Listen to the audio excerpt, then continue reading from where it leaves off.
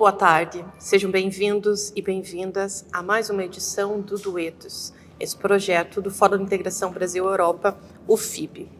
E nessa edição estamos aqui num ambiente muito especial, como vocês podem ver atrás de nós, na exposição Água Pantanal Fogo, que está sendo um grande sucesso aqui em Lisboa e que já passou por várias cidades da Europa. Esse projeto, o Duetos do FIB, ele acredita no poder do diálogo. E é exatamente isso que vamos fazer aqui nesta tarde em Lisboa. No diálogo cultural como uma ferramenta essencial de transformação, de aproximação e também, por que não, de integração, como é um dos objetivos principais do FIB, como o próprio nome diz, que é o Fórum de Integração Brasil-Europa. A cada edição, nós reunimos nacionalidades. Nesse caso, temos aqui uma portuguesa e uma brasileira, que eu já vou apresentar a vocês. E nós unimos as pessoas para falar de temas urgentes, de temas importantes, numa busca conjunta de consensos, de integração e na busca de soluções para questões atuais. É muito importante destacar que esse projeto Duetos, Diálogos Além Mar, também se propõe a propagar o diálogo para além do momento presencial, através das plataformas digitais, e é por isso que você tem a oportunidade de assistir esse debate aqui do FIB. Assim, esse encontro não se encerra hoje. E hoje nós temos a grande alegria de nos reunirmos para um debate de um tema urgente, que tem como pano de fundo um tema urgente e fundamental para a memória e a comunicação e a transformação social. É o ato de documentar.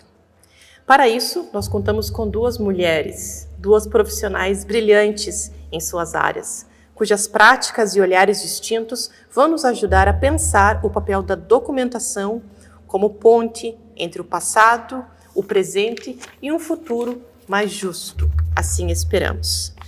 Temos aqui como convidadas dessa edição especial do Duetos a Raquel Barata, que é a coordenadora do Núcleo Educativo e de Exposição dos Museus da Universidade de Lisboa e projetos financiados por programas europeus no âmbito da educação de ciência. A investigação da doutora Raquel integra a avaliação de iniciativas de educação em museus científicos de acordo com a metodologia de aprendizagem ativa no ensino de ciências.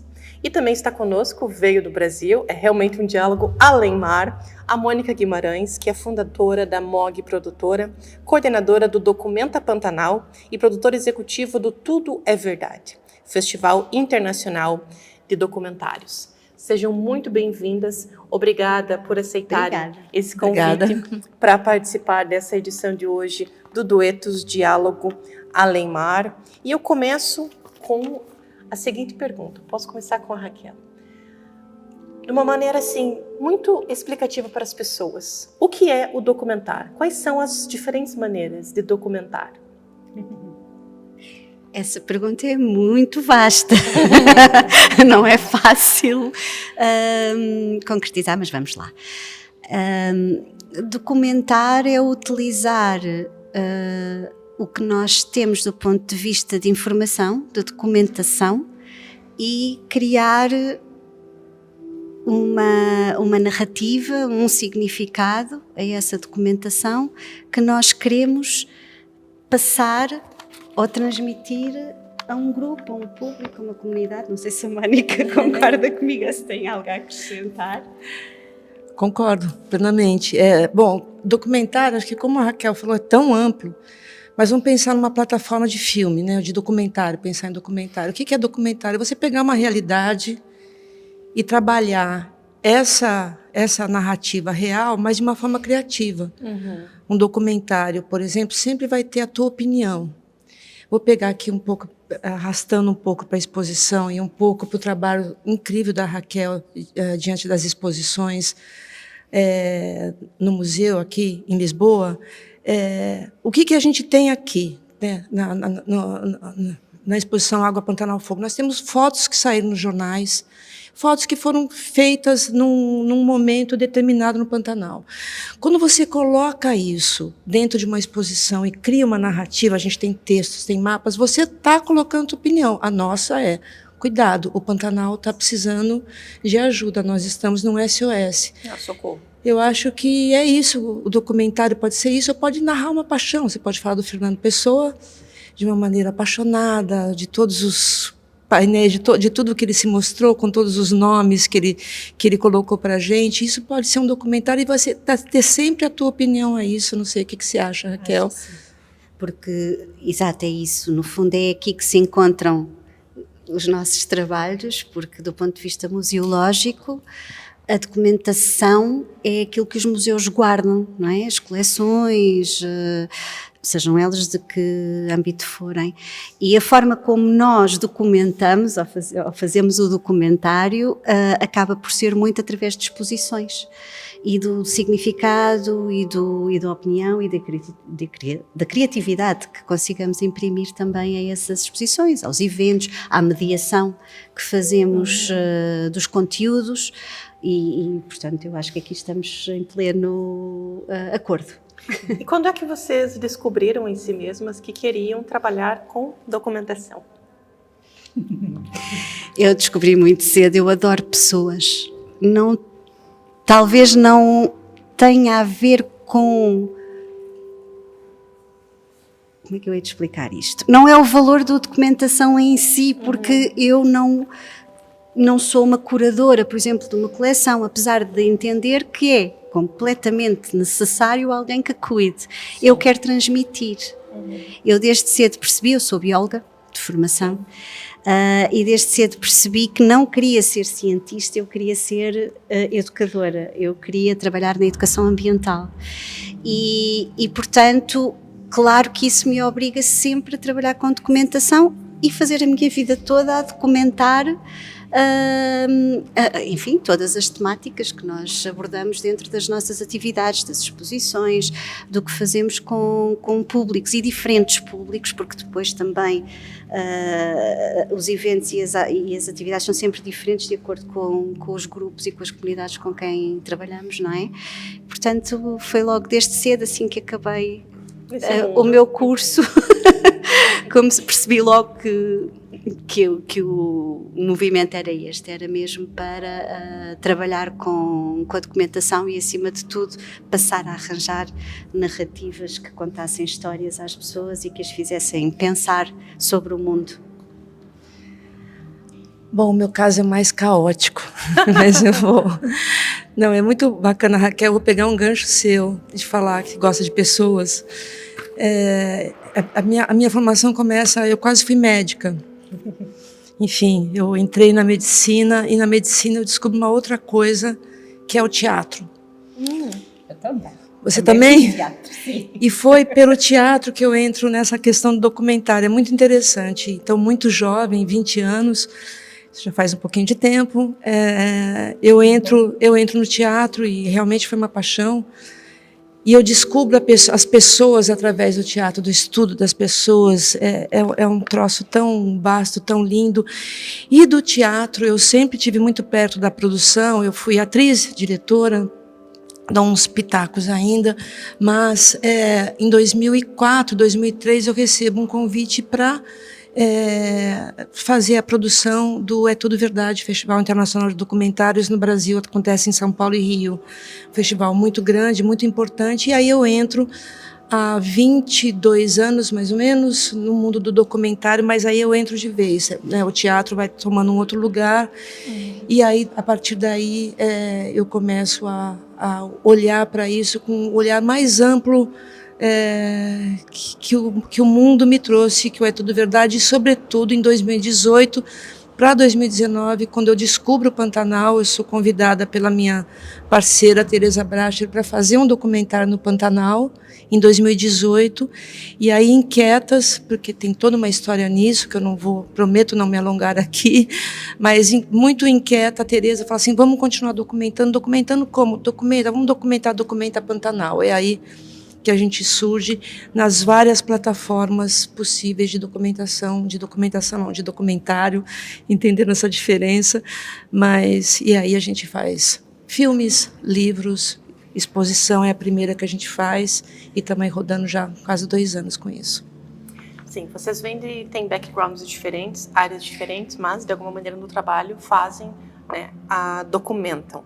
E eu queria perguntar para cada uma de vocês como é que vocês veem esse papel de documentar na construção do sentido coletivo sobre os assuntos. Vou começar. Pode começar. Pergunta vertical, muito bom. Vamos lá. Eu acho, tem uma questão, eu acho que a Raquel, a gente pensa do pouco que a gente se conhece parecido com isso. Documentar é te trazer, você pergunta no coletivo, né? No sentido coletivo. Assim, o que o documentário pode te fazer nesse sentido das pessoas num coletivo, né? Vamos pensar aqui na exposição. A gente teve no primeiro mês, se eu não me engano, depois me corrige, Raquel, a gente teve 28 mil pessoas e no segundo 30 mil. Então, a gente, entre abril e maio, a gente teve 58 mil pessoas que vieram aqui, que postaram, que falaram. E muitas dessas pessoas ainda não estavam impactadas com a questão do Pantanal. Vou pegar específico, vou estreitar a lente e pensar nisso aqui. Então, no sentido coletivo, o que eu acho que o documentário pode fazer, pode impactar, e eu tenho visto isso acontecer de verdade, é que isso você pode alertar para o que está acontecendo e fazer se conhecer. Quando o documentário se coloca, e é diferente você ler uma matéria de jornal, e é diferente você ver um documentário, se você é tomado por aquilo, se você conhece aquilo, você, de alguma forma, em algum momento, vai contribuir para isso, ajudando isso, pelo menos repensando suas atitudes, desde reciclar um lixo, fechar a água para escovar os dentes, até pensar, puxa, o Pantanal está acontecendo isso, em Portugal também tem queimada, o que está acontecendo com o mundo? O que é esse calor que hoje, que a gente está aqui gravando, a gente está enfrentando? Isso mudou, né? Isso mudou, a gente estava falando isso hoje. Então, eu acho que o documentário, no sentido coletivo, ele pode contribuir para uma mudança de olhar para isso, e até que se mude o paradigma disso, até que você se engaje. Enfim, se você sair transformado disso, isso está valendo a pena. Às vezes vem do individual e vai para a polis, né? E vai para o coletivo. Não sei se eu te respondi. Respondeu perfeitamente, obrigada. Pronto, eu sigo o que a Mónica acabou de dizer, acrescentando talvez que hoje em dia, sendo tão necessário chamar a atenção de todos estes temas, e temos cada vez mais, se calhar, as pessoas afastadas deles e mais individualizadas, mais fechadas em si próprias, se torna cada vez mais necessário, no meu entender, incluí-las no processo, à partida.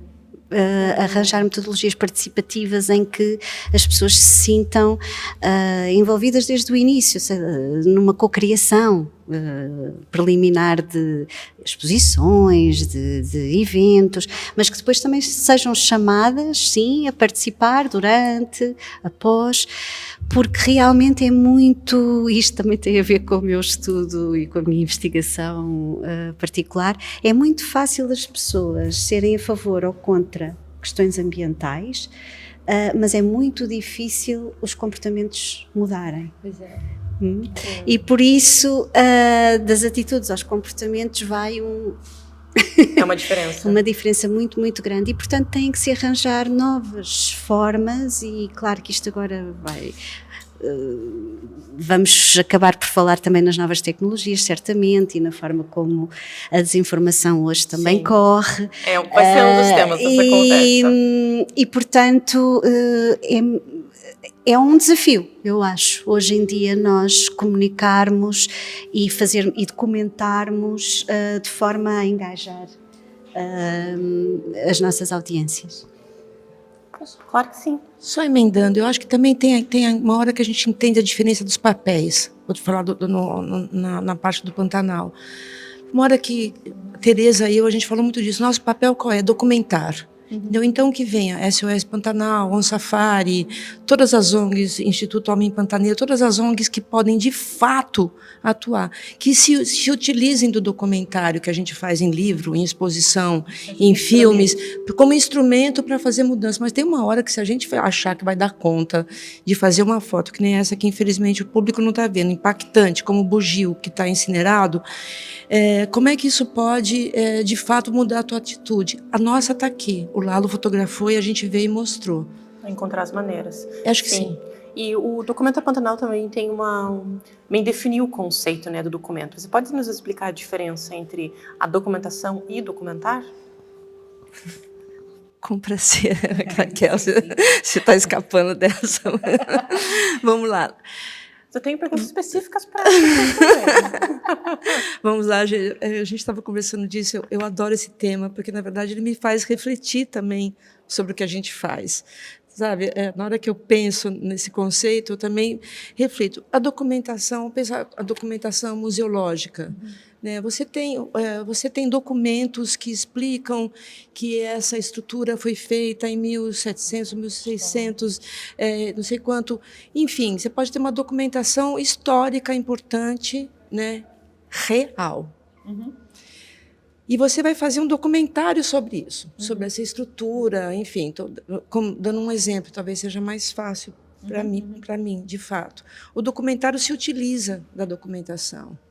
Ele não é uma documentação, ele cria uma memória. Isso é muito bacana.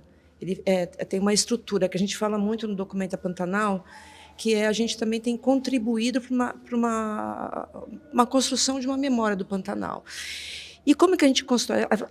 Através dos fatos, sejam fatos daqui. O Pantanal queimou em 2020, 2022, 2024, 13 milhões de animais. Você tem essa informação. E como que você conta isso? Então, a documentação é o fato, é o que está ali documentado, é o papel, um vídeo, sobretudo um papel hoje digitalizado, parece que vamos falar disso.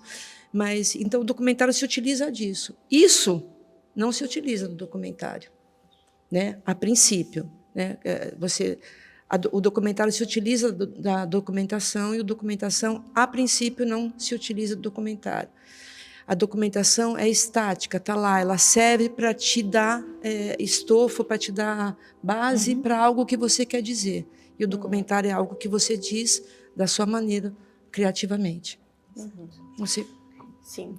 Eu acrescento já agora que, do ponto de vista museológico, tudo isto faz todo o sentido, é igual, porque, no fundo, o que nós fazemos quando decidimos as exposições, a programação associada, a mediação, nós estamos a associar narrativas, significados à documentação, de modo a ter uma mensagem, certo? Portanto, para mim talvez seja de facto essa a diferença, que claro que sim, documentação é o que lá está, são os factos registados, mas depois todo o significado que possa ser dado do ponto de vista do documentário, do ponto de vista de uma exposição, de uma atividade, de um evento, seja o que for, já estamos a documentar aquele registro, não é? Criar narrativa para a documentação, né? Muito interessante. E vocês podem dar exemplos dentro do trabalho de vocês de que coisas que vocês documentaram mudaram a vida das pessoas ou mudaram algum sentido a respeito de algum assunto?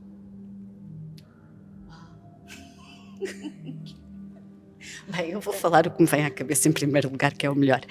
Então, em Portugal, de há 5 anos para cá, falamos muito, para além das questões que estávamos há pouco a falar dos incêndios, né?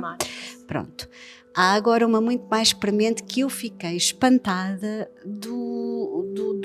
da movimentação comunitária que está a ter, que é a exploração de lítio.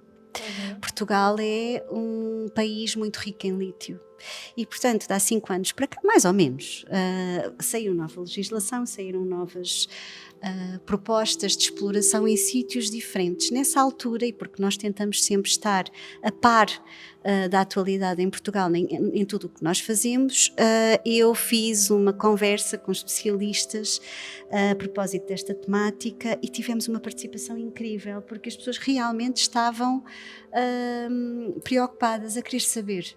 E saber além, porque depois nós temos sempre o outro reverso da medalha, que é aquilo que é passado do ponto de vista político, económico, São as as narrativas. mais-valias, os benefícios para o trabalho, o emprego, não é? Mas as pessoas queriam saber de facto o impacto, não só ambiental, mas também social. E foi algo que eu fiquei espantada. E depois, durante essa temporada, começou a aparecer na televisão pequenos documentários sobre esta questão em particular, e começou a aparecer também notícias sobre as pessoas daqueles sítios, daquelas áreas que estão, uma delas ainda está em discussão e tudo, com uma grande reivindicação sobre a não construção de minas a céu aberto para isto. Portanto, eu penso que que os museus, as entidades culturais todas, a cultura Sim, no todo. no todo, tem este poder de conseguir acompanhar as preocupações das comunidades e as preocupações atuais, de maneira a poder ajudar as comunidades a participarem e a reivindicarem e a terem uma posição. Por exemplo, a descolonização, o movimento de descolonização dos museus, e nós temos aqui também uma exposição muito importante sobre isso, é outra questão que também teve um grande envolvimento das comunidades e que também gerou a participação direta das pessoas, na medida em que, já agora posso explicar, nós temos aqui uma exposição que se chama Impulso Fotográfico, Desarrumar o Arquivo Colonial, e basicamente, como herdámos o arquivo de fotografia das ex-colónias, principalmente africanas, a ideia foi ter as duas narrativas, do colonizado e do colonizador, sobre a mesma fotografia. Como a mesma fotografia, e lá está, como o mesmo documento, pode ter narrativas completamente diferentes e às vezes opostas, não é? O documentário. E pronto, e portanto aí também tivemos as comunidades de origem envolvidas e gerou um movimento muito, muito interessante, e que este museu encabeçou durante até este ano, ou seja, continuamos, não é uma coisa, não acabou. Pronto, são dois exemplos assim que me ocorreram. Excelentes exemplos. Incrível. Bom, acho que eu vou dar o exemplo mais recente, acho que do documento Pantanal, de fato, que realmente gerou um impacto muito preciso. Claro que tem o impacto, que é aquele impacto que a gente não vê, né? Eu imagino que com qualquer produto cultural. No caso, a gente, do Pantanal, em 2017 para 2018, a gente produziu um documentário chamado Ruivaldo, o Homem que Salvou a Terra. Ele, inclusive, passa amanhã aqui na Casa do Comum, amanhã, dia 2 de julho, aqui na Casa do Comum, às 20 horas, às 19 horas. Esse documentário a gente fez em 2017 para 2018, que foi o documentário que deu origem ao que eu estava falando agora há pouco, ao documento Pantanal. É um filme dirigido pelo Jorge Bodansky, que é um grande documentarista brasileiro, um cara que fez coisas incríveis e que o mundo inteiro conhece. E o Brasil está dando muito mais importância agora, há pouco tempo. E pelo João Farcas, que é um fotógrafo também, fotógrafo que, na verdade, me apresentou ao Pantanal.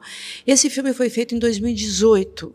E esse pequeno documentário está na plataforma, no site do Documenta Pantanal, disponível. Esse pequeno documentário tem 40 minutos, 38 minutos, se eu não me engano, alertou vários fazendeiros, vários investidores acerca de algo que estava acontecendo num dos principais rios no Pantanal, que é o Rio Taquari. Você tem o Rio Paraguai, que corta o Pantanal longitudinal, e aqui, dando um abraço no Pantanal, você tem o Rio Taquari, que estava completamente assoreado.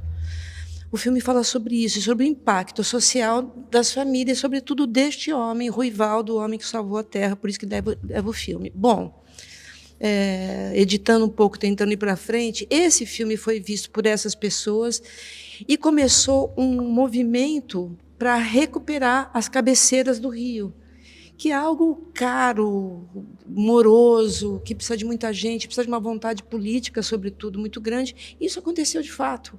através do filme. O filme, é claro que o filme feito e mostrado para as pessoas, Claro. senta aqui, pessoa, veja isso que está acontecendo. Isso acabou gerando, inclusive, uma ONG chamada Instituto Taquari Vivo, hoje dirigida pelo Renato Roscoe. E essa ONG vem de 2020 para cá, 2019 para cá, desde que foi criada, trabalhando com o Rio, que está em plena recuperação.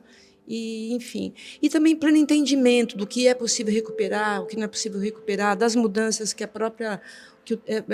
existe uma mudança no tempo geológico, existe uma mudança da ação do homem, quer dizer, como que você breca o plantio de alguns elementos no Planalto para não vir para o rio abaixo, um tema muito vasto, muito bacana de falar e que, de fato, trouxe um impacto. Acho que como um exemplo, que senão vou ficar aqui muito tempo. Ainda nesse sentido de mudança, né? A Raquel já falou aqui um pouco sobre o papel do espectador, que pode ser também um agente ativo. Você acha que isso é cada vez mais comum aqui em Portugal, que as pessoas estão realmente cada vez mais participativas e não sendo vistas somente como espectadoras? Eu não sei se isso está a acontecer mais. Eu acho que as entidades culturais é que já estão a começar a perceber que esse é o caminho. E Sim, então, porque no Brasil isso já acontece. Eu né? sei. Sim, acontece. Eu sei. Acho que sim. Eu sei. Por isso que é para fazer esse paralelo. Eu sei. E aqui na Europa, por exemplo, no Reino Unido, há muitos anos que acontece, não é? E por isso é a saída eu já pratico isso, não é? Já faço co-criação com as minhas audiências, portanto, eu quando programo, eu e a minha equipa, claro, quando programamos o trimestre a seguir, vamos pensar o que é que queremos fazer, porque é que queremos fazer, quais são os objetivos, quais são as audiências e tentamos chamar as pessoas para nos dizerem como é que gostariam que nós transmitíssemos aquela narrativa usando aquela documentação, passando a usar as mesmas palavras. E, portanto, eu penso que essa co-criação é não só o caminho, como, e já agora vou dar outro exemplo que a mim me é mesmo muito caro, é uma missão. Eu penso que os museus, principalmente, as entidades todas culturais, mas os museus em particular, e cada vez mais têm que ter uma missão social.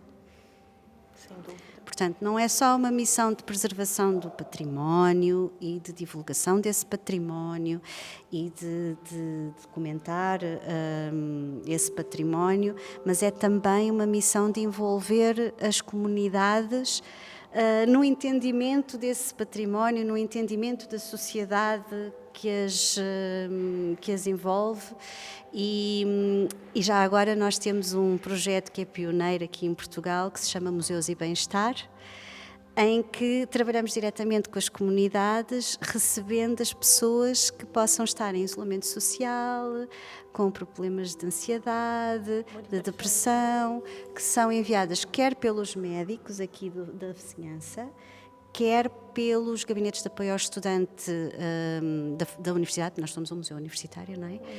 E a partir daí eu consegui começar a trabalhar com ONGs, associações, só de vizinhança, para enquadramento não só destas pessoas, que são enviadas aí sim com um programa personalizado, não é? Porque temos que dar sempre o retorno aos médicos para perceber se os museus estão a beneficiar a saúde daquela pessoa, mas depois de trabalhar com toda a comunidade envolvendo o museu e todas as entidades, de maneira a criar aqui outras respostas coletivas para a vizinhança. E eu acho que isto é essencial, pronto.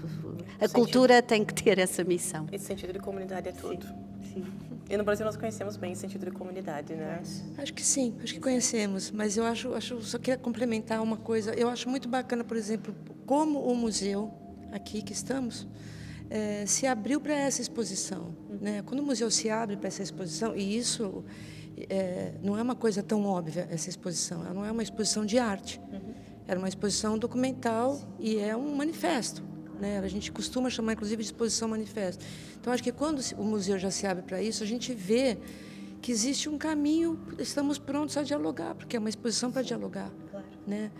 O impacto que isso tem tido na vida do Pantanal tem sido muito grande, Raquel. É muito bacana falar isso sobre o museu. É muito, né, quer dizer, as pessoas sabem que aqui muita gente olhou para isso. Né? Por que os portugueses ou os brasileiros que visitam Portugal, que moram em Portugal, os ingleses, hoje eu estava aqui de manhã, tinha alemão, tinha, enfim, por que essas pessoas olharem para isso, se impactarem? É uma coisa muito importante, e esse diálogo está aberto. Quer dizer, tem uma questão educacional muito importante, não vou me estender com isso, e é muito legal saber disso. Voltando à questão do documentar, pergunto para as duas em suas respectivas áreas, quais os cuidados éticos que devem ser tomados, né, nesse momento? Porque aqui, por exemplo, vendo as fotos, nós vemos aqui muitas pessoas em sofrimento, em um momento de dor, né? É uma discussão que nós temos muito no jornalismo também, agora aqui puxando para o meu lado, né, que eu sou jornalista. Na visão de vocês, quais são os cuidados e se vocês acham que eles estão sendo tomados, assim, no geral? Amanda, ótima pergunta e uma resposta muito difícil. Eu acho que nunca é suficiente. Você quer saber de verdade, falando, nunca é suficiente. Eu vou dar exemplos também. Na inauguração estávamos todos aqui e eu vou novamente citar a foto do lado de Almeida do bugio incinerado. De uma criança de 7 anos olhando a foto completamente impactada e eu fiquei parada pensando, eu e o Lalo, aliás, o autor da foto, a gente estava pensando assim, o quanto isso tem que ser mostrado. É claro que isso está numa fazenda específica, Santa Teresa, na Serra do Amular, no Pantanal, a gente tem os direitos para mostrar a fazenda do jeito que ela ficou, enfim. Mas o quanto isso é... Qual o limite ético para isso? Né? A gente proíbe criança de entrar? Não. Os pais têm querido fazer isso, têm gostado, têm solicitado. Mesmo assim, a gente tem dúvida. Então, os cuidados... Claro, quando você faz um documentário, a gente documentou, né, através da direção do Jorge Bodansky, do João Farcas, o filme Ruival, do Homem que Salvou a Terra. Entramos na fazenda dele, com ele falando, mostrando os filhos, mostrando a esposa, mostrando os problemas, vendo que estava lá, uma parte do Pantanal alagada e a outra seca. O que essa família aqui sofre, o que essa sofre. Que impacto que teve isso? Que impacto teve isso nas famílias? É muito interessante. Quando você documenta alguém, para sempre você está com ela. E é uma responsabilidade. E é uma responsabilidade. Né? E aí não é só no documentário, na ficção também. Você pegar o filme Pichote, pegar vários exemplos de filmes brasileiros, Cidade de Deus, né? O grande filme. Todos eles você acaba desenvolvendo uma responsabilidade. Agora, quando você fala quais são os cuidados, todos são suficientes? Não. Então, existe um paradoxo, né, nessa... que a mim me impacta muito nisso. É claro que você vai e faz o que é possível, salvaguarda a vida dessas pessoas, faz os acertos que essa pessoa merece por estar sendo documentada e está sendo exposta. Tudo isso é feito. É suficiente? Exato. Quando o Pantanal veio para cá, tivemos a mesma questão. Tal e qual eu e a Sofia. Nós temos um código de ética do ICOM, não é? Do International Council of Museums. É um código de ética abrangente e, do ponto de vista das exposições, diz que a dignidade de qualquer ser humano tem que ser mantida.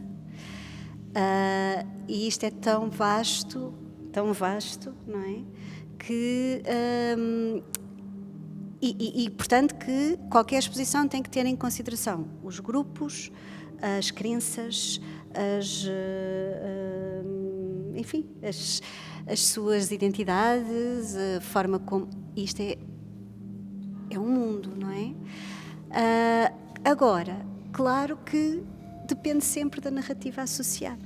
Exato. Pronto, eu acho que vamos sempre parar ao mesmo, não é?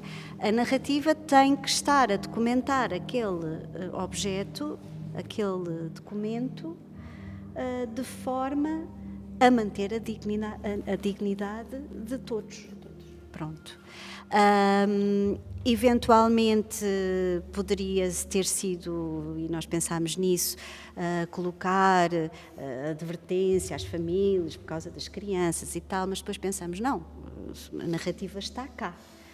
E, portanto, quem traz as crianças, quem traz as pessoas podem perceber o contexto. Não obstante, é muito difícil nós percebermos isso, e mais uma vez tem que ser a solução tem que ser plural, tem que se reunir diversos grupos para tentar perceber as diversas sensibilidades e tentar perceber o que é que poderá ferir menos a dita dignidade, a sensibilidade. Temos este exemplo, mas temos, por exemplo, as fotografias do impulso fotográfico de mulheres negras, e elas não autorizaram fotografia nenhuma, certo? Portanto, e foram completamente, tiveram os seus direitos ali completamente violados, não é? Portanto, como mostrar, não é? E aí precisámos da ajuda das comunidades africanas, dos diversos países e dos diversos sítios, para nos ajudarem também a perceber como o fazer, e essa ressignificação é necessária com todos. Estou-me a lembrar também das exposições do Sebastião Salgado, que mostram Acabou de nos deixar um exemplo. todo O o sofrimento humano, não é? E é ali que nós aprendemos que o nosso mundo tem, de facto, muito, muito sofrimento. Mas são necessárias aquelas fotos. Não é? São necessárias, é necessário vermos aquelas fotografias. É isso que me leva à minha próxima reflexão aqui, ouvindo vocês, que também, novamente, no jornalismo nós temos isso, que é, nós não podemos controlar a emoção do outro ou a reação do outro ao ver, seja uma exposição no museu, seja assistir um documentário, ou seja até mesmo a ler uma notícia, uma reportagem que nós escrevemos. Então é sempre muito difícil saber, até porque as sessões são sempre muito diversas, são sempre muito diferentes, cada pessoa pode sentir de uma maneira, né? E eu realmente acho também que não há uma resposta pronta para isso.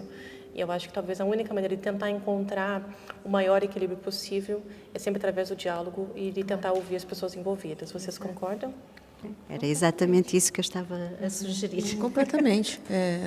Acho que é isso acho que é o caminho do respeito. Aliás, se a gente tivesse esse caminho em tudo, não estaria acontecendo o que está acontecendo agora, né? O respeito com essas tudo, guerras natureza, todas, né? todas essas coisas, não vou nem citar, mas acho que é o respeito à natureza, o respeito do limite do outro, o respeito e tentar se aproximar cada vez mais do que você acha que é o correto, com toda a força, porque parece que nem ele pode ser suficiente, como é o caso do que a gente está falando aqui, da questão ética no documentário ou nas narrativas documentais. Acho que é isso, acho que é o diálogo. Falando em limites éticos, vivemos tempos muito desafiadores na maior parte das profissões, e aqui novamente o jornalismo também, impactado pela questão da desinformação, agravado com a inteligência artificial, com o algoritmo das redes sociais. De que forma isso impacta no trabalho de vocês? As duas vão ter que responder. Não, a gente está muito bem. Estamos dividindo esse um pouco. Olha, esse impacto no documentário já está sendo falado nos documentários. Né? Não é Tudo Verdade desse ano, que aconteceu em abril, a gente tinha o filme que abriu, se eu não me engano, o É Tudo Verdade desse ano, é o filme que abriu. Era um filme de um roteiro, de uma pessoa fazendo um roteiro, como se fosse o Werner Herzog, o grande cineasta, fazendo o roteiro, e na inteligência artificial, no uso da inteligência artificial. Gente, Assustador. Assustador. E incrível. E já chegou. E já chegou e já é um fato, né? A gente tem vivido isso desde ao ler um projeto. Esse projeto veio de documentário, você lê, ele tem algo que não tem alma. e tem algo que tem um conhecimento absurdo. Então parece que a gente começa a ver essas coisas desconectadas de um sentimento, que daqui a pouco também acho que vai desenvolver, já é um fato.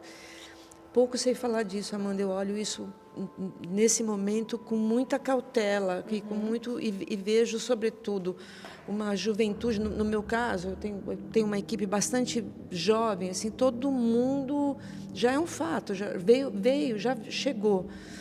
Como vamos utilizar isso é uma incógnita, os mesmos que os nossos avós da minha geração pensaram no telefone, no mesmo que minha mãe deve ter pensado do telex, no mesmo que eu pensei na internet. E agora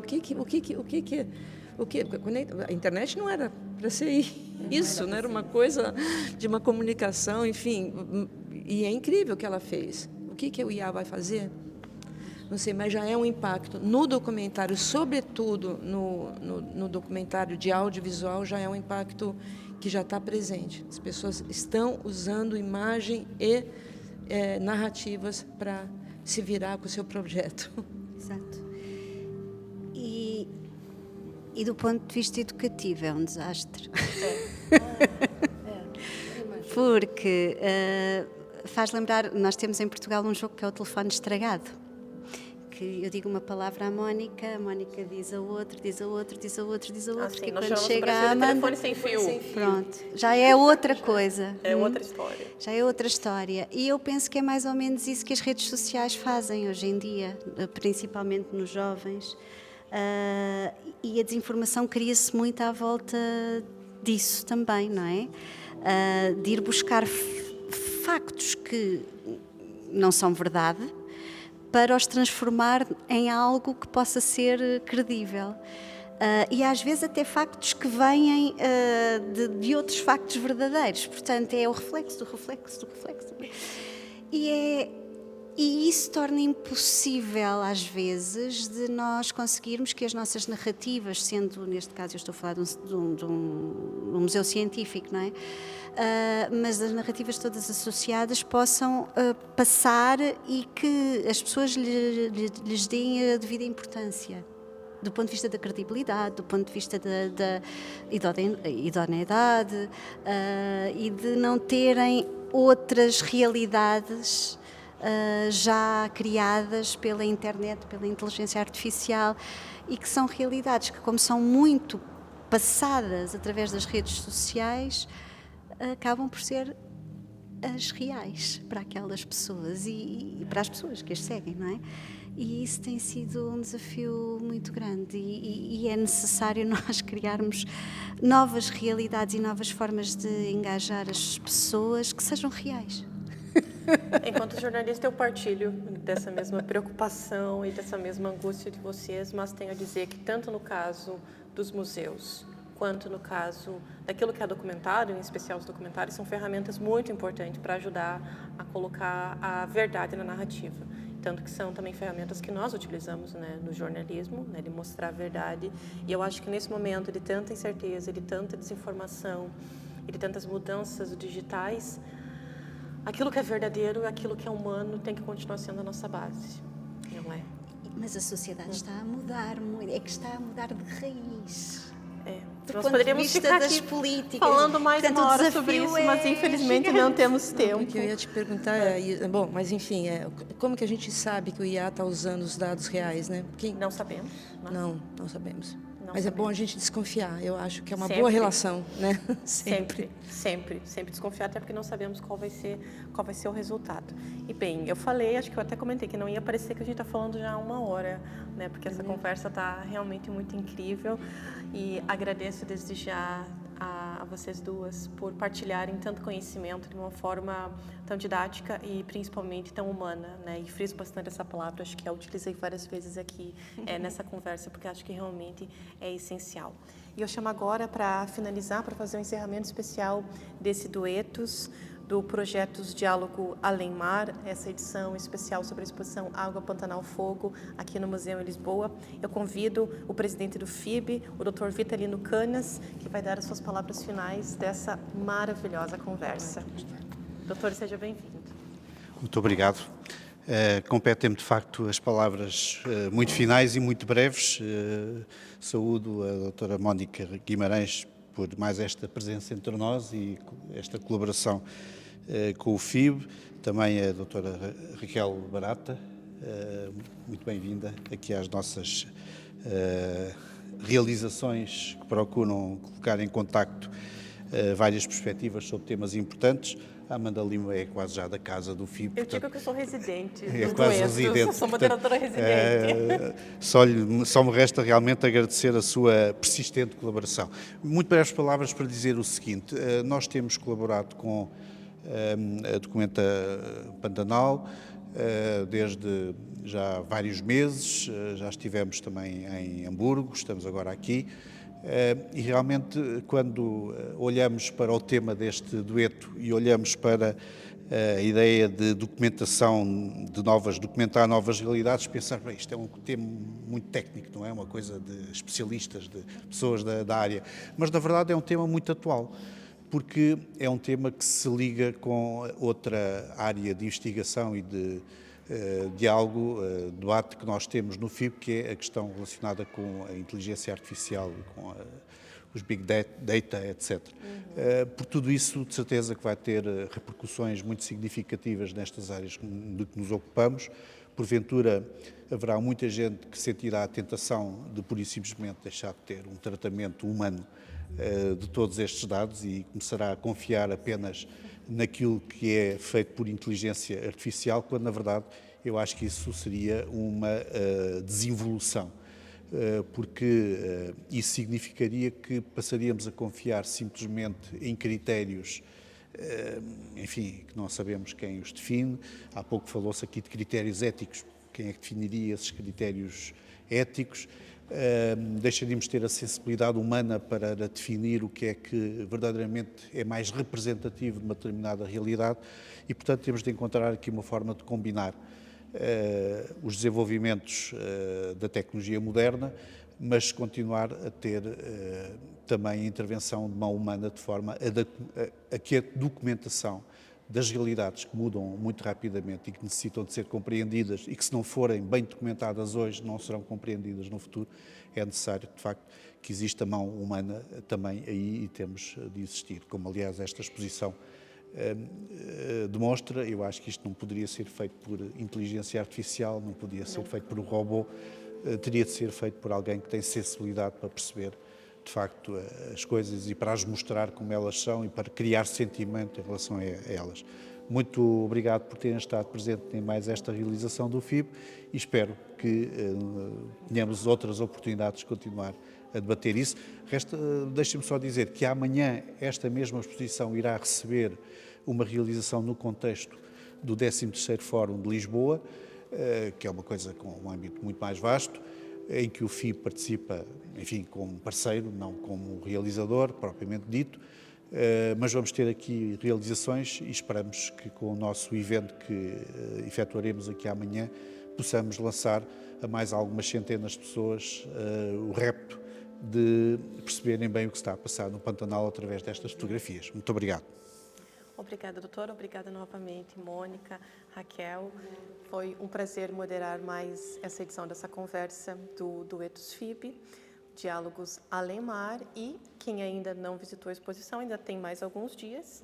E também podem ler aí várias notícias a respeito desse assunto, porque, para quem não puder vir aqui ver as fotos, claro, mas realmente é um trabalho incrível e parabéns novamente. Muito obrigada e até a próxima.